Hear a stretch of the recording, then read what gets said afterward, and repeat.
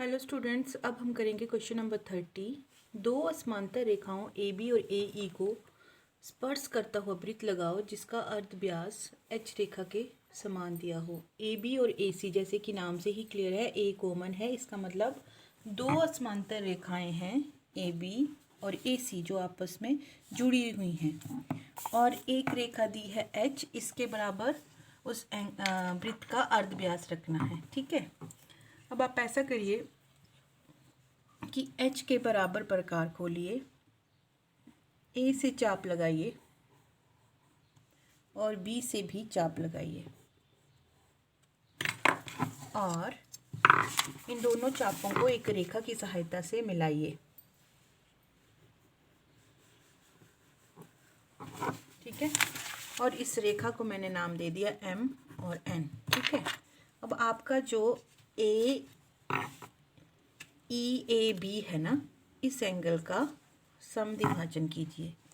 मतलब अपनी इच्छा से प्रकार खोलिए, दोनों तरफ चाप लगाइए और दोनों तरफ से फिर चाप लगाइए, तो इसका समद्विभाजन हो जाएगा। अब इस समद्विभाजक रेखा को आगे तक बढ़ाइए।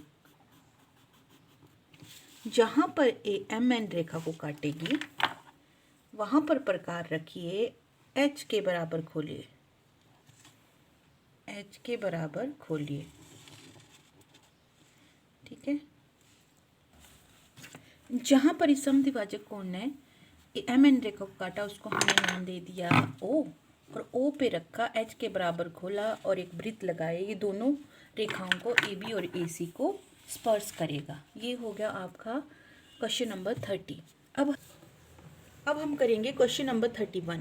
एक वृत्त बनाओ जिसका अर्ध व्यास ए रेखा के समान दिया हो और दी हुई ए बी और दिए हुए वृत्त ओ को बाहर से स्पर्श करे। एक वृत्त बनाना है जिसका अर्ध व्यास कितना दिया है, ए रेखा के बराबर, और एक रेखा दी है ए बी और एक वृत्त दिया है ओ, इसको बाहर से स्पर्श करेगा। ठीक है, तो पहले आप एक रेखा ले लीजिए, ए बी रेखा ले ली हमने, और एक छोटी रेखा ले ली हमने एच के बराबर। ठीक है, और एक बाहर वृत्त ले लेंगे हम ओ, वो आप अपनी इच्छा से ले सकते हैं।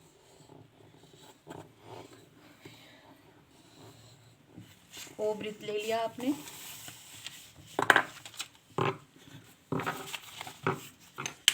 अब आप एच रेखा के बराबर प्रकार खोलिए।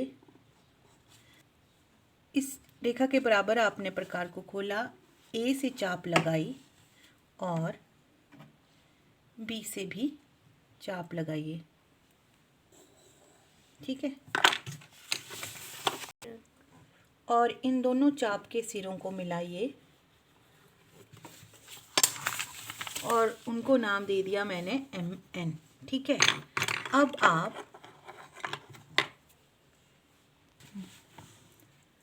आप जो दिया हुआ वृत्त है ओ, उससे एक रेखा खींचिए, उसकी परिधि तक मिलाइए, इसको मैंने नाम दे दिया एस। अब इस रेखा को आगे तक बढ़ा दीजिए, ये रेखा आप आगे तक बढ़ाइए।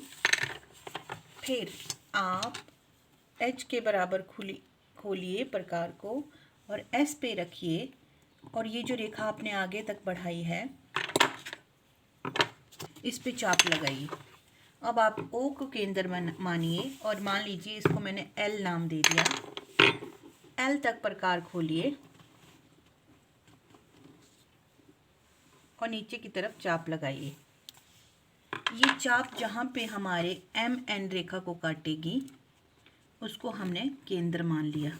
ठीक है, अब आप एस रेखा के बराबर खोलिए प्रकार, मतलब कि ये है जो एच है उसके बराबर ही होगी, ये एस को टच करेगी।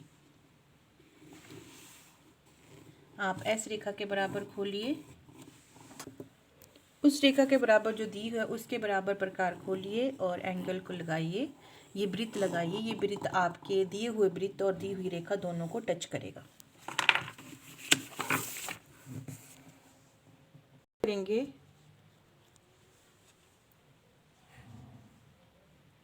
धन्यवाद। अब करेंगे हम क्वेश्चन नंबर 32। एक वृत्त बनाओ जो दिए हुए वृत्त ए को बिंदु आर पर और उसके बाहर दिए बिंदु पी से गुजरता हुआ वृत्त स्पर्श करे। एक वृत्त बनाना है जो दिए हुए वृत्त ए के बाहर बिंदु। क्वेश्चन नंबर 32 में आपको एक वृत्त दे रखा है ए वृत्त के ऊपर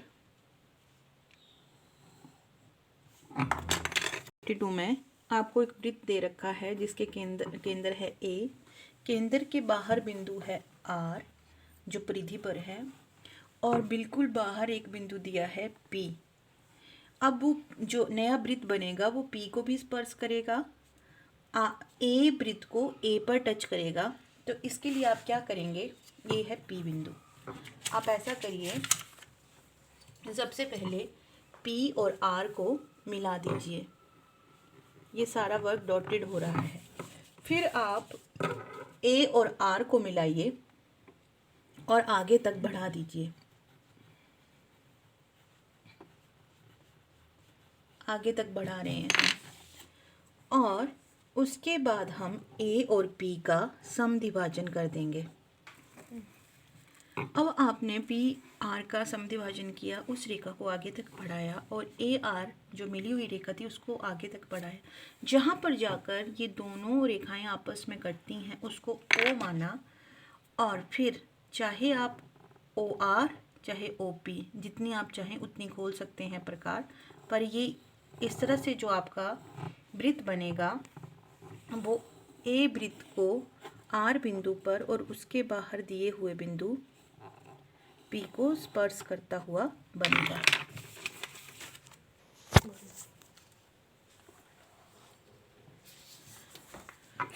क्वेश्चन नंबर 33 में आपके पास है एक वृत्त लगाओ जो दिए हुए वृत्त ए को बिंदु आर पर घेरे और उसके बाहर दिए हुए बिंदु पी से होकर गुजरे।